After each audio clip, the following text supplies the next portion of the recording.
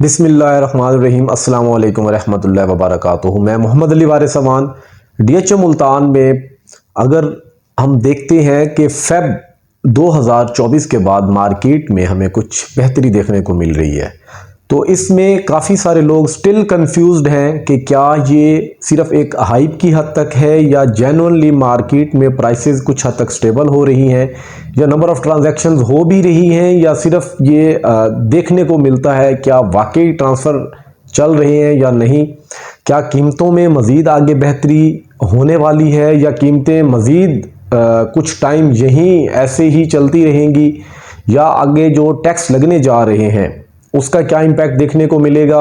रमज़ान में डीएचओ मुल्तान की टाइमिंग क्या चल रही है, या डीएचओ मुल्तान ने डेवलपमेंट चार्जेस या आपके जो सरचार्ज पे वेवर स्कीम है उसके हवाले से क्या लाहे अमल अपनाया है।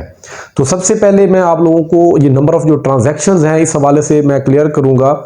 होप सो आप में से कुछ लोग पास्ट में मतलब लास्ट 1-2 वीक के अंदर आपका चक्कर लगा होगा डीएचओ मुल्तान का किसी ना किसी वजह से, तो आपने वहाँ पे यकीनन ट्रांसफ़र का जो सिलसिला है वो जाके ख़ुद विज़िट किया होगा। आप वहाँ पे डिपार्टमेंट आपने ट्रांसफ़र के डिपार्टमेंट में आप गए होंगे, ट्रांसफ़र ब्रांच में जो आपने रश देखा होगा वो आप खुद इस चीज़ के विटनेस होंगे। क्योंकि हो सकता है आप मेरे कहने पे या सोशल मीडिया पे आपने मुख्तलिफ लोगों की वीडियोस देखी होंगी, तो कुछ लोग ये भी कह रहे होंगे कि ये तो पास्ट की वीडियोस हैं जो गर्दिश कर रही हैं। तो एक चीज़ मैं आप लोगों को बता दूं, पास्ट में डीएचओ मुल्तान का जो ट्रांसफ़र एंड रिकॉर्ड का जो डिपार्टमेंट था वहाँ पे जो ये बिल्डिंग है ऐसी बिल्डिंग नहीं थी। आपको उस बिल्डिंग का यकीनी तौर पे एक फ़र्क वाज़ह है कि अब की जो ट्रांसफ़र एंड रिकॉर्ड की जो बिल्डिंग है ये नई बनी है। लास्ट ईयर इसकी इनॉग्रेशन हुई थी और यहाँ पे ट्रांसफ़र हो रहे हैं। तो यहाँ पे अगर आप जाते हैं वहाँ पे आपको मुख्तलिफ नौइयत के ट्रांसफ़र होते हुए दिख रहे होंगे। कुछ लोग क्या कर रहे हैं कि जी ऑनलाइन ट्रांसफ़र्स कंडक्ट करवा रहे हैं, कुछ लोग क्या कर रहे हैं कि जी उनका स्केड्यूल के मुताबिक हो रहा है कि उन्होंने अपने डॉक्यूमेंट्स जो हैं पहले वो सबमिट करवा रखे थे, अब वो जाके ट्रांसफ़र ले रहे हैं। और कुछ लोग ऐसे भी हैं जो वॉक इन ट्रांसफ़र करवा रहे हैं। तो उसमें आपको डेली बेस पे कम से कम जो यहाँ पे जेन्युइनली जो ट्रांसफ़र होते हुए दिख रहे होंगे वो आपको मिनिमम जो है वो 20 से 25 लाजमी दिख रहे होंगे। अब इस रेशो में आप लोग कहेंगे कि जी रेशो तो अभी भी कम है, तो ये मैं आपको सिर्फ मुल्तान का जो ट्रांसफ़र ऑफिस है यहाँ की बात बता रहा हूँ। अब यहाँ पे 2 इश्यूज और भी हैं जिस वजह से मैं ये समझता हूँ कि शायद ये ट्रांसफ़र 22 या 25 की बजाय 28 से 30 भी हो सकते थे या इससे भी ज़्यादा हो सकते थे, क्योंकि बैंक ऑफ पंजाब का सर्वर थोड़ा आजकल डाउन आ रहा है कि जब आप ई स्टाम्प पे करने जाते हैं, स्टैम्प ड्यूटी पे करते हैं जो आपने 2% पे करनी होती है, तो वहाँ पे आपको इशू आ रहा है कि आप वो टाइमली पे नहीं कर पाते। एक ये मेन रीज़न है कुछ ट्रांसफ़र्स डिले होने की। और दूसरी तरफ अगर हम देखें तो जो आप अपने बीइंग अ फाइलर या नॉन फाइलर आप अपनी एफबीआर की अदायगी करते हैं विद होल्डिंग टैक्स या गेन टैक्स, आप 236C या 236K के अंडर जो आप अपनी पेमेंट करते हैं उसकी जो आपको एक स्लिप मिलती है एफबीआर की तरफ से, जो आपको मेल आती है, सम टाइम आपको वो लेट मिलती है, वो आपको 24 से 36 घंटे भी वेट करना पड़ सकता है। अब जिन लोगों की तो वो टाइमली आ गई, उन्होंने जाके अपने डॉक्यूमेंट्स डिपॉजिट करवाए, अपने डॉक्यूमेंट सबमिट करवाए, वेरिफिकेशन करवाई और ट्रांसफ़र अपना वो नेक्स्ट डे ले लिया। या सम टाइम कुछ लोग ऐसे भी कर रहे हैं कि जो अभी डीएचओ मुल्तान की नई पॉलिसी है कि आप अपने सेलर और बायर के साथ जाएं और आप अपना वॉक इन ट्रांसफ़र करवा लीजिए।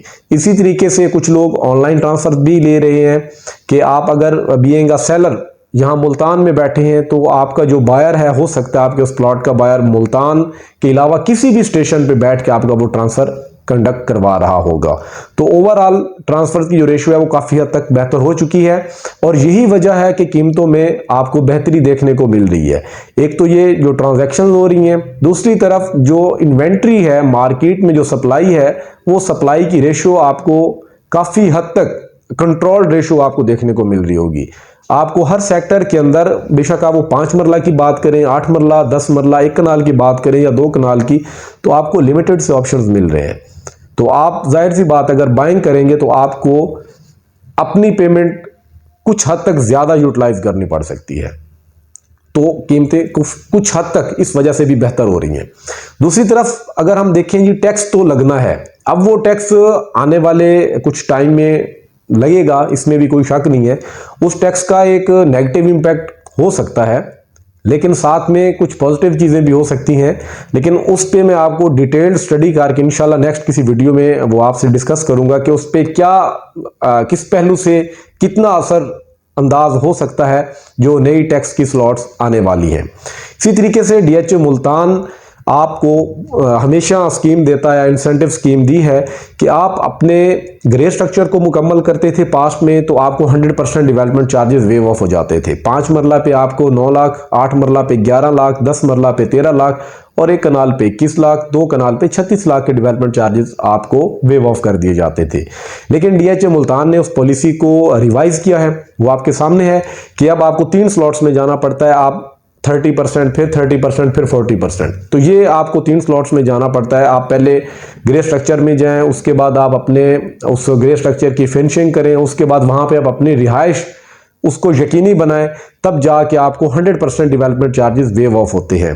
तो ये 100% डेवलपमेंट चार्जेस लोग वेव ऑफ करवा भी रहे हैं, लोग वहां पे अपनी रिहाइश को वो यकीनी बना रहे हैं और साथ में मजीद कुछ और भी सहूलियात हैं जो डीएचए मुल्तान दे रहा है कि आपको यूटिलिटी चार्जेस की मद में आपको वो इंसेंटिव भी दे रहा है कि आपको वो 1 या 2 साल के लिए आपको वेव ऑफ कर दिए जाते हैं।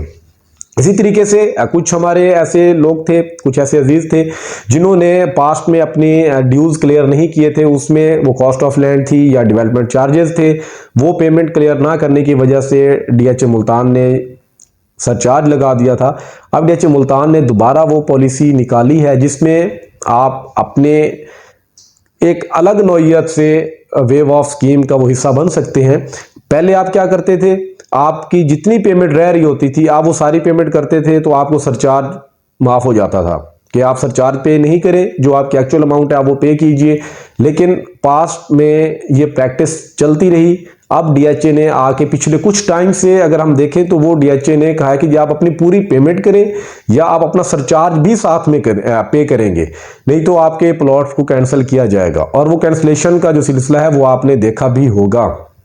तो डीएचए मुल्तान ने अभी जो नई पॉलिसी मुतारिफ करवाई, उस पॉलिसी के मुताबिक आपको 40%, 60%, 70% वो आपकी पेमेंट पे डिपेंड करता है कि आपकी लास्ट पेमेंट कब गई थी, आपकी कितनी इंस्टॉलमेंट्स बाकी रह रही हैं, आपकी कितनी पेमेंट बाकी रह रही है। वो आप अपना रेफरेंस नंबर, आप अपनी फाइल लेके डीएचए मुल्तान का कहीं पे भी आप अपना ऑफिस विजिट कीजिए, वहां जाकर आप अपना वाउचर जनरेट करवाइए, आप उनसे एप्लीकेशन अपनी जो है वो आप सबमिट करवाइए वहाँ पे कि हम अपनी जो पेमेंट रह रही है उस पेमेंट को पे करना चाह रहे हैं, तो जो हमारा सरचार्ज है उसमें हमें कितने % आप वेव ऑफ करते हैं। तो वो एक रेशो है, आपको उसमें वो आपको वेव ऑफ कर दिया जाएगा।